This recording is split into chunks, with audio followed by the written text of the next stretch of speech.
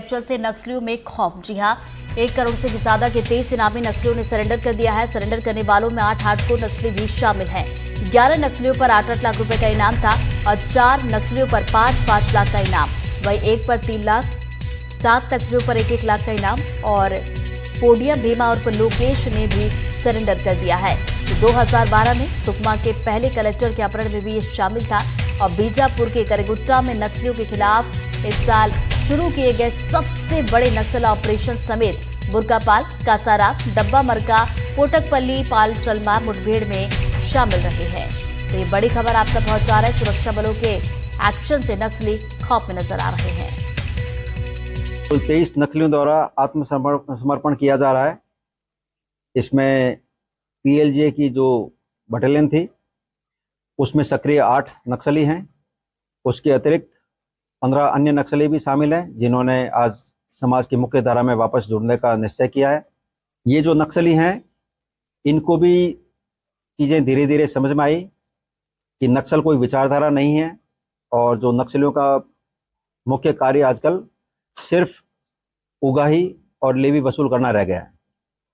तो धीरे धीरे इनका उनसे मोह भंग हुआ और साथ में जो जिला पुलिस और सीआरपीएफ के इंट के जो कार्मिक हैं उन्होंने इनको मोटिवेट किया और आज ये सभी समाज की मुख्य धारा में वापस जुड़ गए हैं। 23 और ज्यादा जानकारी के साथ सहयोगी सलीम शेख हमारे साथ जुड़ गए। सीधा हम रुक करेंगे। सलीम, देखिए लगातार हम देख रहे हैं कि नक्सली सरेंडर करके मुख्य धारा में लौट रहे हैं और इसी कड़ी में देखिए यहाँ पर बड़ी संख्या में नक्सलियों ने सरेंडर किया है।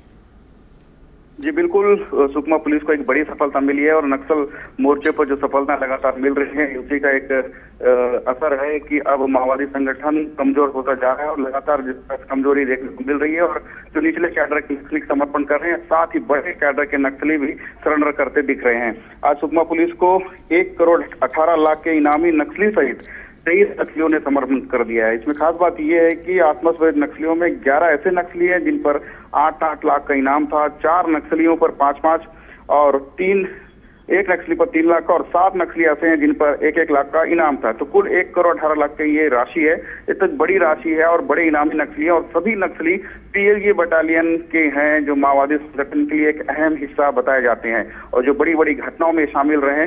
और पोडियम लोकेश नाम का एक नक्सली है जो 2012 में सुकमा जिले के जो पहले कलेक्टर थे एलेक्स पॉल मेनन के अपहरण कांड में शामिल था। इसके अलावा करेगुट्टा में बीजापुर में हाल ही में जो माओवादियों के खिलाफ चलाए गए सबसे बड़े नक्सल ऑपरेशन में भी नक्सली शामिल थे। हालांकि उन्होंने कोई खुलासा नहीं किया है लेकिन फिर भी इसमें ये बताया जा रहा है कि बड़े कैडर के नक्सलियों की जो खुफिया जो जानकारियां हैं वो पुलिस को मिल गई हैं और आने वाले समय में बस्तर के जो बड़े नक्सल जो अभी भी कब्जा जमाए बैठे हैं उनके खिलाफ एक बड़ी नक्सल ऑपरेशन चलाई जाएगी।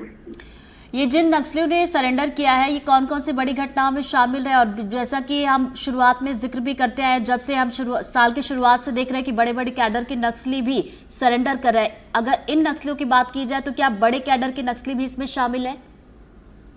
जी बिल्कुल, इसमें बड़े कैडर के नक्सली शामिल है। डीवीसीएम जो रैंक होता है माओवादी संगठन में सबसे बड़ा रैंक बताया जाता है और इस डीवीसीएम रैंक के करीब ऐसे 3 नक्सली हैं जो हार्डकोर हैं जो डीवीसीएम है। उसके अलावा पीपीसीएम होता है जो इनके जो पार्टी सदस्य होते हैं वो 6 हैं और एरिया कमेटी मेंबर 4 हैं। तो ये जो बड़े कैडर के जो पद होते हैं ये पद बेहद अहम बताए जाते हैं नक्सल संगठन में और ग्रामीणों के बीच में जो ब्रिज का जो निर्माण होता है उसके लिए ये अहम भूमिका निभाते हैं ताकि ग्रामीणों को ब्रेन वॉश कर उन्हें माओवादी संगठन में शामिल करते हैं और तरह तरह के सुरक्षा बलों और सरकार के खिलाफ दिग्भ्रमित जानकारियां देकर उन्हें उलझाते हैं। तो ये बड़े कैडर नक्सली हैं, अब माओवादी संगठन छोड़कर सुरक्षा बलों के साथ काम करना चाहते हैं, समर्पण कर दिया है और एक बड़ी अहम जानकारियां निकल कर आई हैं।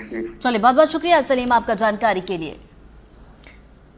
तो कई बड़े इनामी नक्सली हैं जिन्होंने सरेंडर किया है। बड़े कैडर के नक्सली बताए जा रहे हैं जो कि बड़ी बड़ी घटनाओं में भी शामिल रहे हैं।